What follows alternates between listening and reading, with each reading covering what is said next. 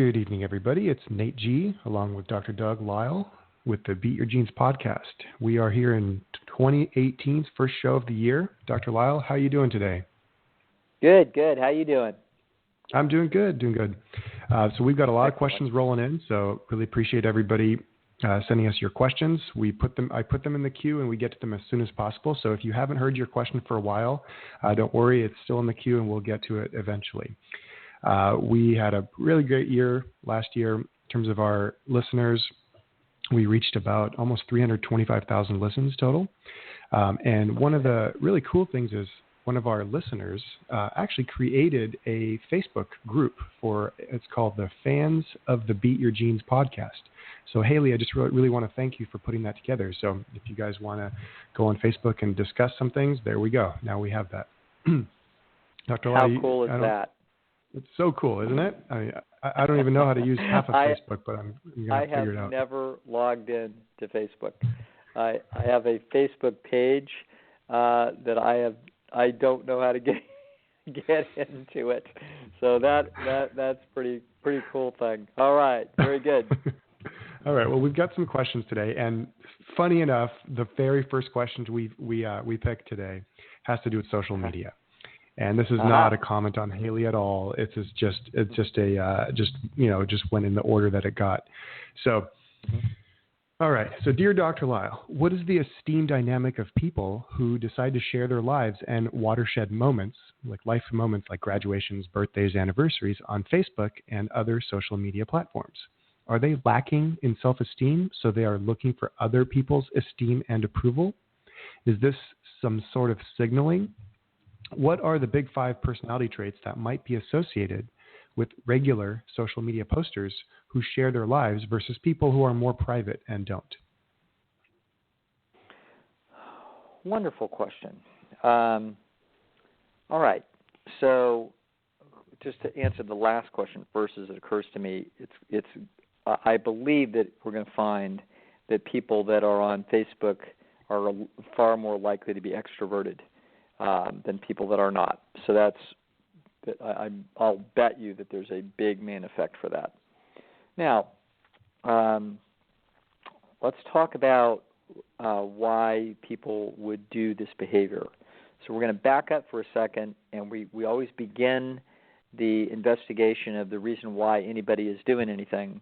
The first place we start is we understand that they're running a cost-benefit analysis. So they take the time and trouble to do Facebook because they're running a cost-benefit analysis of that activity against all other activities that they could be doing with that time and energy. So at the root of it, the reason why people are using Facebook or anything else under the sun, or they're doing anything else under the sun, is because their brain, playing a three-dimensional chess with evolution, is essentially believing that it's the most efficient use of their time. Now, it's the most efficient use of their time for what? For getting a hold of something that it's the most efficient use of their time for survival and reproductive optimization. So we can't quickly connect the dots and say, well, how does that translate to me having more children or anything else under the sun? And what we're really going to be looking for is we have to go down a level and understand that the currency that drove human success in evolution was esteem. And so they are looking for esteem. So now let's get clear what these different words or different terminology is when we're talking about esteem. Esteem comes from the word to value. So esteem means that we are valuable, which means we are worthy of effort and energy, etc. And it means also that we are esteemed more than some other object, event, process, or person. In other words, there is something about us that is worthy of energy, expenditure on the part of other people or animals. So an animal could esteem you very much. My cats esteem me a great deal for good reason. Is esteem the same as validation? No, not validation. Probably people use that term. That's kind of a funny term, actually. If we tried to pick apart what people mean by validation, it's sort of it's a fancy word with a vague meaning as far as I can tell. The esteem means valued.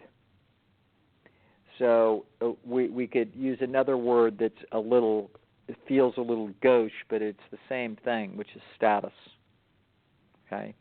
So higher status, lower status, you and I share with between the two of us, you have more status with me than a hell of a lot of other people. Okay? So believe me, there's some people ahead of you in line, mate. Even you saying that felt just automatically felt pretty good. But the point is that my head is growing as you speak. Yeah, what you have is what we have to do is we have to make choices. We discriminate between individuals. We discriminate between different types of food. We discriminate between locations that we could be in. We are discriminating. We are making judgments of value. And so we are looking to try to get as much esteem as we can because esteem is going to be translated into survival and reproductive success. So the esteem dynamic, in other words, what is driving the motivation of people who share their lives on Facebook, what they're trying to do is they're trying to outcompete other people for esteem in those people's lives that are watching. And what they're seeking is they only vaguely and kind of unconsciously know this. What they're hoping for is esteem signals from other people, like, "Wow, you're really cool. You're really fancy. You're fancier than other people that we may mutually know." So what they're trying to do is they're trying to compete in this village hierarchy to get to be thought of as having better genes, being more valuable, etc. Now, there are 3 different esteem processes that are distinct. The one that we are obviously aware of is what most people call self-esteem, but it's not. It's what we call esteem, or being valued, or being validated, or whatever the hell it is, or being loved or liked. All of those are terms saying you are valuable to me. So when you like somebody, you feel a medium amount of value. That's the word that we use. If you love somebody, that means that you value them very highly. That's what that word means. It means to value highly. Now, so people are attempting that where the rubber hits the road in evolution is when people esteem you. That means they choose you to be mates. They choose you to be friends. They choose to trade with you. They value what it is that you do, and they will swap some of their time and energy and expertise in exchange for yours. So we seek to be valued. That's what we are seeking. Now, along the way, prior to them actually trading with us, they will also give us cues that they will trade with us. So the girl will flirt with you and give you signals that she'll have sex with you before she'll simply have sex with you. So there are esteem cues. So those cues cause emotional reactions to people, positive and negative.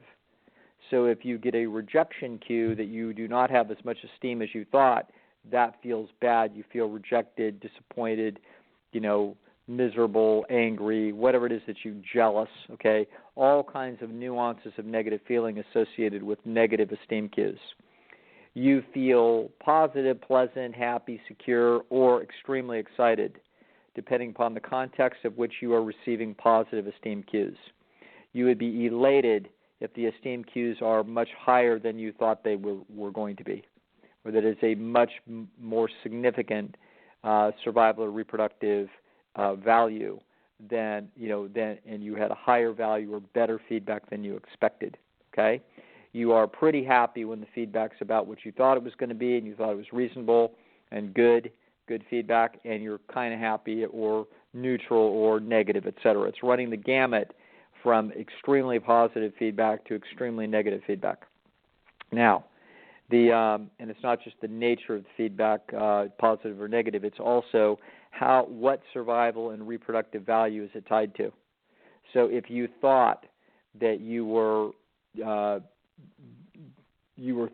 going to die of a deadly disease, and then it turned out that your test came back and it turns out that you're going to survive, that it's actually a benign version of whatever it is, you're going to be elated. Okay? So it's all about how many survival and reproductive chips are on the line with respect to the feedback that we get. In that case, it's not an esteem feedback. It's a feedback from nature about whether or not we're going to live or die. Now, so there's 3 levels of esteem.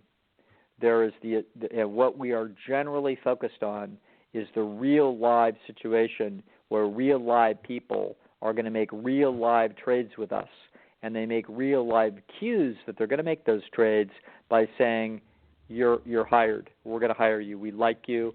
We want to set this up and talk over the financial details, but I think you're going to be happy." They just sent you a bunch of positive esteem cues. Okay? Yes, we'd really love to have you guys over for dinner next week. Can you make it such and such a time? That's an esteem cue. Okay?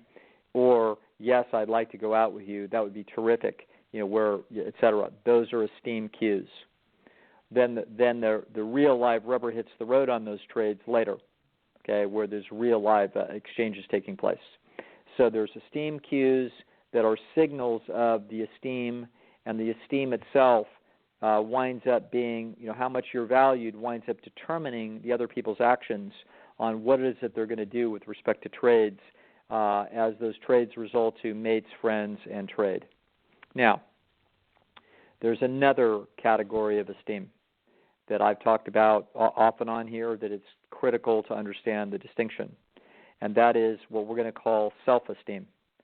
This is where you have an internal audience that is designed by nature to monitor your efforts as you attempt to improve your abilities at various and sundry displays that other people will be judging in order to determine whether or not they want to choose you in trade or choose somebody else in trade. So your internal audience is monitoring how hard and diligently you are working, and if you work hard and diligently at this, you may or may not be making very much progress, which can be a different independent emotion about disappointment at your progress. But your self-esteem mechanism will give you very positive feedback about your very diligent efforts, and it will give you very negative feedback if you are not doing a very good job about working at whatever this process is. So that is self-esteem. So self-esteem is a different entity. It's actually essentially a social psychological function of the brain. As the brain, it's as if little people living outside of you on your shoulder are watching you. The self-esteem mechanism is effectively not inside you. It's as if it's inside the heads of mythical people, and they are sending you feedback as if they were real live people sending you feedback. So that's the self-esteem mechanism. Now, there is a third esteem mechanism. The third esteem mechanism is going to be what I call pseudo-esteem. So pseudo-esteem, there is think of this in layers. There is a self-esteem mechanism that is actually your own internal judgment of you. There is an esteem mechanism, which is your responsivity to cues from real life people about how much it is that they value you or do not value you. Then there's going to be a third level of possible sensitivity and competitive process, which is going to be at the level of what I call pseudo-esteem. So pseudo-esteem is going to be when people know of you by reputation. They do not know you. They are not actually trading with you. They are just learning of you. Okay? So you can imagine this evolved as a potentiality as human groups got larger than 40, 50, 60, et cetera. You can imagine, particularly in early agriculture, where suddenly you've got villages of 2,000 or 3,000 people. And so when you have that happen, You cannot be earning esteem by your direct actions, and other people are watching those, and the whole world simply either knows you or doesn't know you and has an evaluation of how much they esteem you. It's going to turn out that there's going to be reputational processes where people might, 50 people get to know one hero in their little local corner of this village about what an outstanding human being is, and they tell other people. They say, Joe Jones, unbelievably stand-up guy, unbelievably good shoemaker, and if he gets it wrong, he'll get it right. He's just incredibly honest, decent person. Okay? Somebody that hears of this that doesn't even know who Joe Jones is and just thinks to themselves or says, you know what, I'm going to get a pair of shoes from Joe Jones. Okay? This is pseudo-esteem. Effectively, he doesn't even know Joe Jones yet. So so what you can see the phenomenal importance of pseudo-esteem. And it's going to turn out that human beings are going to realize that there are ways to cue people as to how much other people value them. So, for example, when I was a teenager, Ralph Lauren came out with a little polo on your shirt, okay? So if you wore a little polo on your shirt, you were a little bit more cool than the kids that didn't have a polo on your shirt. So everybody figured out that was a little bit more expensive. And so, therefore, you might come from better genes because you can waste a little bit more money on a sweater because it's one of the ones with the polo on the shirt. So this winds up being a way of signaling how valuable you are. Okay? Same thing with a fancy car. Same thing with a fancy house. Same thing with a fancy haircut. Same thing with a club membership, logo on your shirt, etc. A degree from Harvard University. So let's look at what a degree from Harvard University is. I just meet a guy and he says, when I was at Harvard, blah, blah, blah. Okay? What is he attempting to get? Pseudo-esteem. Okay? He is attempting to use that as a marketing tool. I don't know anything about this guy. I don't know what it is that he knows. I don't know who he knows. I don't know his character. I don't even really know his intelligence. I sure as hell don't know his ability with respect to anything that I might want to trade with him. But what he has is he has a pseudo-esteem cue that actually acts as a shorthand for how much I should esteem him. Okay? Now, so people are obviously quite confused about this because they are thinking, I don't know, Chanel No. 5 and a Ferrari. These are superficial bullshit that human beings seek. Well, that is true. It is superficial, but they are cues. And the person asked, are they trying to signal something? You bet they're trying to signal something. Yes, I was at Tahoe with a bunch of my friends. We had a big bonfire, and i.e., what is that about? I have the time and the energy and the resources to not be working on a factory floor somewhere. Instead, I could go to Tahoe to a ski resort, so I could waste those resources and go there. And I had a bunch of friends, which means my friends are also educated, intelligent people that are trading for a lot of money, so they also could go to Tahoe. And then we all like each other, i.e., the fact that I say that we had a bunch of friends and we all went to Tahoe and had a good time hanging around the campfire. It's like, and we sang songs. Okay, what does this mean? Well, we've got some talent in the group. We've got some intelligence because they got good jobs. They, have good credit, so they got credit cards that work, and then we stayed at the resort. We're also athletic, so we went on the ski lift. It's like, wow, they're signaling a hell of a lot of stuff. And there was like 19 of us there, and they all like me. I'm a member of this group.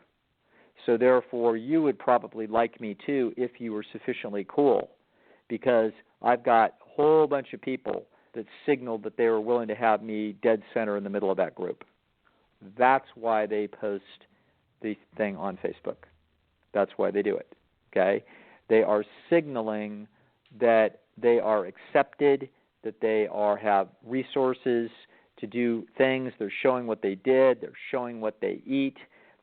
I'm having a great time here in God knows where, Monterey, and we saw the aquarium, and then we had a nice lunch, and then we went to Ghirardelli Square, or whatever the hell it is, okay? So this is what people are doing. And so we might roll our eyes and say, boy, and this person asked the question, is this that they are lacking in self-esteem? No, not at all. This is no indication of a lack of self-esteem. Self-esteem is an entirely different issue. And so I'm trying to slowly and painstakingly educate people that there's three different esteem processes: self-esteem, esteem processes, and pseudo-esteem. Okay? The people, you cannot afford, well, you could, but it is not wise in the modern world to ignore pseudo-esteem processes. Pseudo-esteem processes have tremendous potential leverage. So you would want to not be, you wouldn't want to be miscategorized according to pseudo-esteem cues as to who it is that you are. If you can get a Harvard degree, good idea to get one. Okay? If your kid's smart enough to go to UC Berkeley, don't send him to Cal State Long Beach. Not a good idea. You don't want him fighting in a competitive battle in a lot of these markets against people that are his genetic equals, but they have far better pseudo-esteem cues than he does. That would be a competitive handicap. So pseudo-esteem is not absurd and not superficial. It is an inevitable byproduct of a hunter-gatherer creature that esteems others and now has grown into large agricultural-based, civilizations where you cannot get your esteem. You can get your esteem in a different way that is in fact useful in human decision-making through pseudo-processes. So that's why I have what I call the 80% rule. If you can afford a $25,000 car, you should be driving a $20,000 car. You can think of who it is that you could trade for if they knew really who you were as a bell curve. That's your market. You don't want to have to go after all of your market. It's too expensive. In other words, in order to compete effectively with other people that are advertising in those markets, if you were to use 100% of your available resources in order to enhance as much as possible your pseudo-esteem cues, you would be able to then reach 100% of the people in your market that you can reach with that marketing process. But that is too expensive. Okay? It's not the most rational way to behave. I don't have a game theorist and a mathematician to help me, so I don't actually know what the right number is. But my eyeball estimate as a rule of thumb is, if you can afford a $25,000 car, you should be driving a $20,000 car, because you will be categorized generally correctly by your market as to who it is that you really are through that pseudo-esteem cue. You will leave a few people off the table, but you will get the majority of them, and you want to get the majority of them. But you do not want to spend all your money or your time or your resources in order to do so, because you want to save those resources and invest them elsewhere. Particularly in the modern environment, you're able to save money, and money puts you in a position of power where you do not have to be making trades in commerce with your time and energy that you don't want to make because you're desperate. Okay? So if you can afford a $500,000 house, you should be in a $400,000 house. The whole notion is you should be reasonable. If you can afford a $500 suit, you should be in a $400 suit. The notion should be, just in general and in principle, you should be reasonably close, but not to the maximum of what it is that you can afford for anything, because you want to be saving resources to be in a position of power. Okay?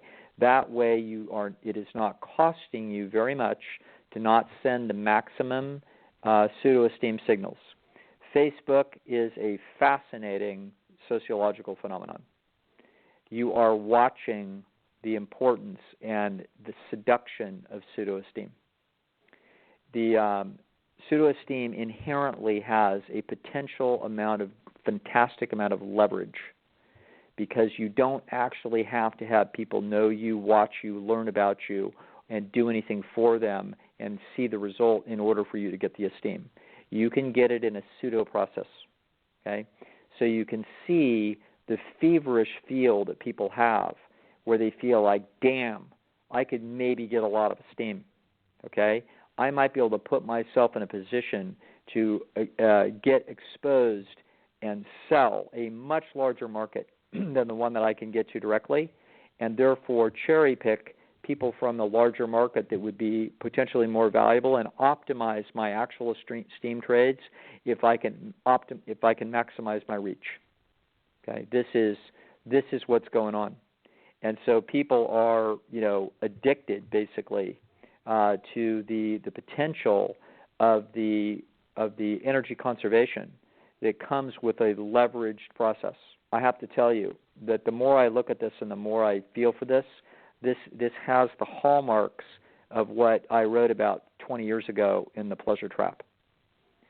So processed food is very exciting to the human nervous system because the nervous system is wily enough to understand that processed food, it's picking up cues from the food, from the chemical concentration, that it can tell that it's more energy per cubic centimeter than the food that is not processed.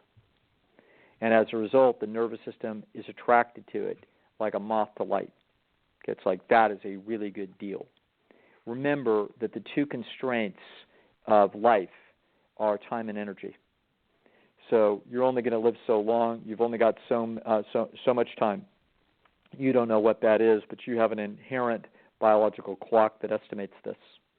You also only have so much energy. You have so many neurons can fire so often, and so many muscles can contract so intensively. You've only got so much neural and muscular energy to produce the outcomes that you want to optimize survival and reproductive success. That being the case, this organism is designed by nature to look for shortcuts. That's why the predators go after the weak, the sick, the slow, the isolated, and the injured. They do this automatically because they're designed by nature to seek this out. This is why animals prefer cooked food, because they can already tell that they don't have to chew through it and digest it. It's a lot softer. Okay? It's why humans prefer cooked food. This is why we like fire. This is why we not only like the feel of the fire, we like the look of the fire, we actually like the sound of the fire, and we actually like the smell of the fire. All of these things human beings like because fire was an extremely useful method for reducing energy expenditures. Now, Facebook is an energy expenditure pleasure trap mechanism in the search of pseudo-esteem. That's what it is. And so it's not the only thing that it is. Facebook can, obviously could be very much used in business for the same reason. Okay, effectively done, effective marketing tool. The potentially effective. So this is what it is. So the people are not in any way necessarily lacking self-esteem, because self-esteem isn't necessarily in the landscape here. You can see though what this questioner was asking, because it's tickling something. There's something about it that seems out of balance, and it is. That you can sense that someone who is investing a great deal of energy in seeking pseudo-esteem is essentially pleasure trapped by this process. This is now going outside the normal bounds of pseudo-esteem seeking in humans, in normal signaling to each other directly for real life people that they bump into physically during the day, but so they want to have cues to signal who it is that they are. No, now we're talking about people that you're never even going to meet, and the investing a lot of energy in these pseudo-esteem cues is a fascinating seduction. And when people do a lot of it, I would say, hey, they're probably, they're really chasing their tail. They're probably not just self-esteem deficient, they're esteem deficient, and that's really where the rubber hits the road, that they're feeling a chronic hunger, and they're not getting enough esteem cues from real live people that they value enough to feel satiated. Okay? That doesn't make them bad, and it doesn't make them sick at all, but it makes it potentially, if they're spending a lot of energy there, it's telling you that things are, they're getting out of balance. And they're probably not getting a lot of happiness out of it, but they're not sure what to do. This is very much like people that are addicted to cigarettes or addicted to processed food. So that's what I think about this thing, and had I understood this 15 years ago, I would have put every nickel I had in Facebook. Fascinating. Okay. Facebook is, in fact, the cigarette of the 21st century. And wow. I remember when it opened at about $18 or $20. And I remember listening to a respected analyst say, don't ever jump in on a new issue. You know, how do we know if this thing is going to succeed or fail? And I at that time, I didn't understand nearly as much about human nature as I do now. Now, like every genius, in retrospect, I've got this thing nailed. Now we see what it's worth, okay? And now we can look further and understand why. So that's the story. That's a great question, and I hope that gives the questioner a lot of good food for thought. Fascinating. All right. Well, we've got a caller that called in right as you were answering this. So let's welcome caller. What's your name? Where are you calling from? Hello. Hello. Yeah. Yes. Hi. Can you hear me? Yes, we can hear you. Welcome to the show. It's Nate and Dr. Lisle. Hi, guys. So my name's Molly, and I am calling with a question. I work in the criminal justice system on the probation and parole end. And I have an individual on my caseload right now who is sort of an interesting case, I guess. Mm-hmm. So she's proven pretty difficult to work with. I think she would probably check a couple of boxes on the Harris checklist. I think she probably has some sort of personality disorder, though I don't know what, and she's not been formally diagnosed with anything. She attempts to manipulate quite often, but is not very good at it, so it's usually pretty transparent. And she spends more time, seemingly, I guess, trying to run schemes than she would. Like, she spends more time and energy trying to skirt the system than she would if she actually was just doing the right thing. So my question is, how do I manage someone like that, and why would it be that you would spend more time and energy doing the wrong thing than, I guess, the right thing when that would be easier? And I guess, do you have any tips on how to manage that when I don't have much of a carrot to hang? Okay. Well, what you've got is just there's a reason she's on probation or parole or whatever it is that she is. Right. She broke the law, and it probably wasn't the first time. So the law being what it is, it was probably the 27th time she finally caught. And and so we know that she's very likely to be, I mean, not everybody that's on probation or parole is low conscientiousness, but you're describing a low conscientious human. And you're also describing a not very smart human. So when you get somebody that's low conscientious and not very smart, you get somebody that's constantly trying to cheat the system and isn't very good at it and gets caught.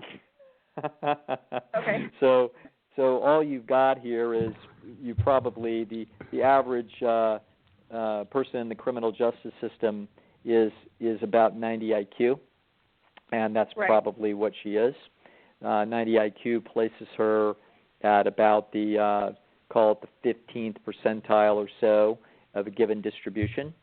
So that's why she's easy to catch, because she's out of 7 people, she would typically be the dumbest one.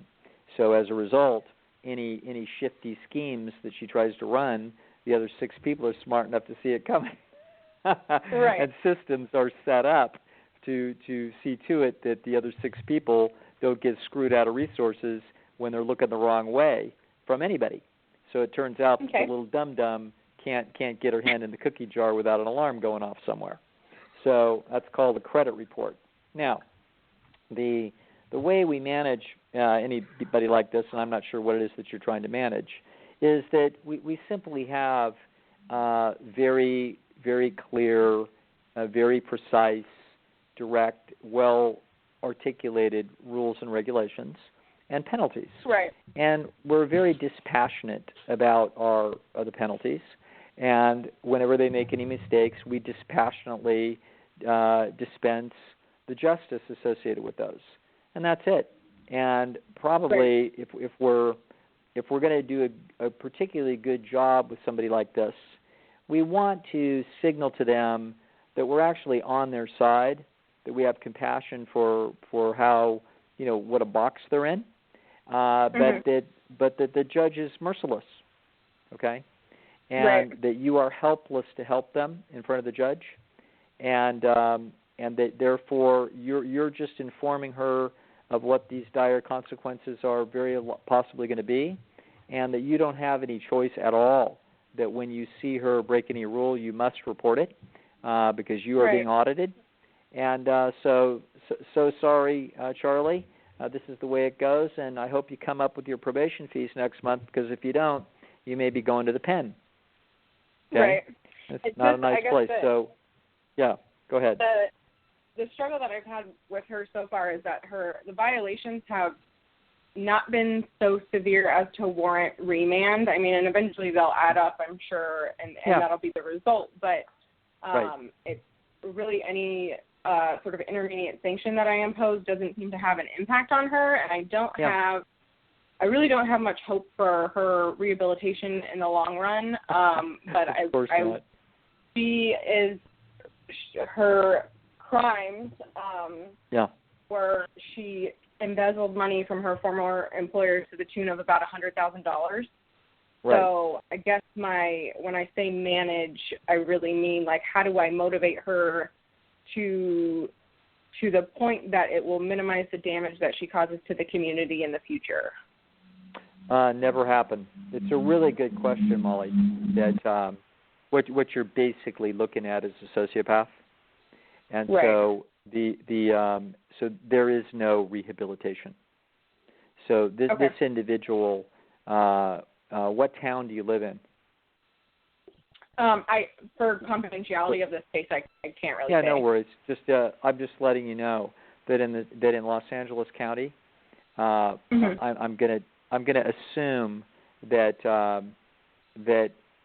my podcast is not being heard by low conscientious, low intelligence sociopaths. So I could say this. Probably not. Okay, that if you're in Los Angeles County and you embezzle $100,000, you get a free pass.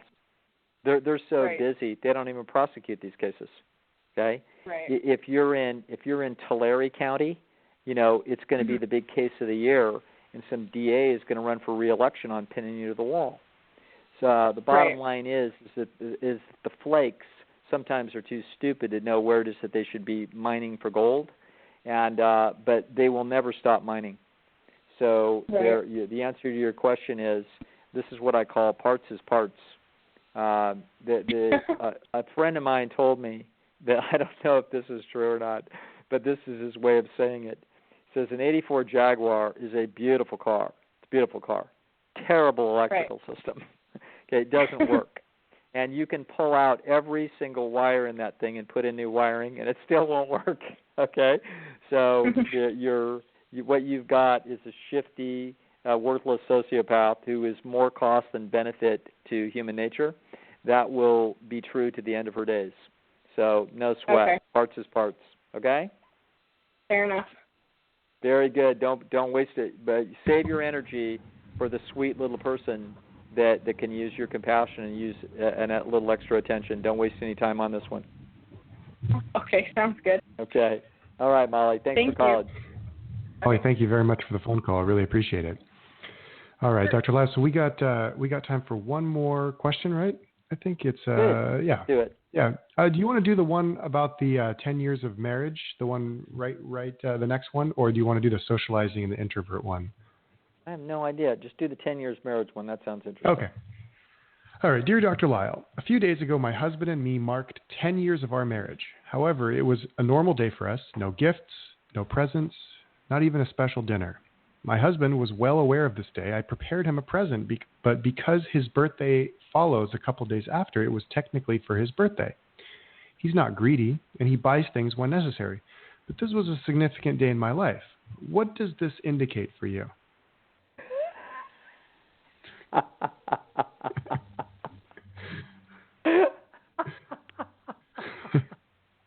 really wanted to hear your answer on this. This is a thing of beauty. All right. All right. I have like 50 things that come to mind on this one. First of all, it doesn't necessarily mean anything. Okay, it could mean everything, but the several things come to mind. First of all, what counts is not what happens on this given day. I'm laughing because in significant relationships I've been in, I am not at all conscious or active about, quote, special days or anything else. I have a feeling that this is a derivative of not uncaring, but actually, sorry, I didn't hear what your good joke was. It's a derivative, I think, of a lot of emotional stability. And so people that are very emotionally stable don't get real excited about anything real easily, and they don't get that upset about anything real easily. And I've been accused of being a flatliner. And I'm not nearly as bad as my good friend Alan Goldhammer, who we're not really sure he's not an android. All right. So the truth is that the question is, it isn't what happens on that day, because that's going to be significantly different from about people's traditions, their how it is that how excitable they are, etc. All kinds of things can swirl around this. What really counts is what is the sum total of the esteem signals that person gives you over the course of the 10 years. What does that look like? Okay, what does it look like now in year 10? So it doesn't have to do with whether they bought you a 10-year bracelet from Zales. Okay, what counts is, do they treat the relationship, i.e., who it is that you are, as important? That's what counts. And there are males who can be very, very stable and not necessarily very expressive in that way, and that can be a problem. And I think it's quite possible that males and females differ in how closely they monitor relationships for these signals, quite possibly as a result of the fact that females are inherently more vulnerable in relationships in general, because they could be impregnated. You know what I mean? Whether or not the woman's 50 or 30 doesn't make any difference. Her psychology infers that she could be impregnated and abandoned. And so women are designed by nature, I believe, to be somewhat more security-seeking. Not always, and trust me, this could go upside down, because men can be vulnerable when they feel like they've got a screaming deal, and they feel like they can be paranoid, worried about competitors, worried about the woman defecting and everything else under the sun. So they can be nutcase possessives, but I think that in general you will find that the male psychology and anxiety about relationships in general is going to be lower, because effectively they have less to lose. And so I think women, let's face it, it's women that want to see signals from men that are like, wow, are you really into me? Is this really important to you? Because it's really important to me. And the males, it isn't that they care less, it's that they feel less threatened, because they feel they have less to lose if the woman happens to be in a position where she wants to abandon them. And so I believe that leads to a differential amount of emotional volatility or sensitivity or monitoring in this situation. So it doesn't mean that females are neurotic and men don't have any feelings or empathy. I just feel like there's a difference there. And I think that, hilariously, I think that this is probably, probably a very good relationship, very smart, stable people. And I think the guy loves this girl, but he's a little bit of a flatliner. It's like, hey, 10 years, it's another day. And yeah, I'm here and I'm not going anywhere, and I love you, so what the hell? Let's move on. my good friend, I won't disclose the name, but what he wanted to celebrate his anniversary by going to work. So in any event, I doesn't necessarily mean anything. Of course, it could mean that the person is not into the other individual, but we would have to analyze the whole context of what that relationship looks like. But the simple fact that the guy didn't want to put any energy into a 10-year signal is not necessarily indicative of anything. Okay, so that's how I would answer that question. We got to look at the broader signaling context.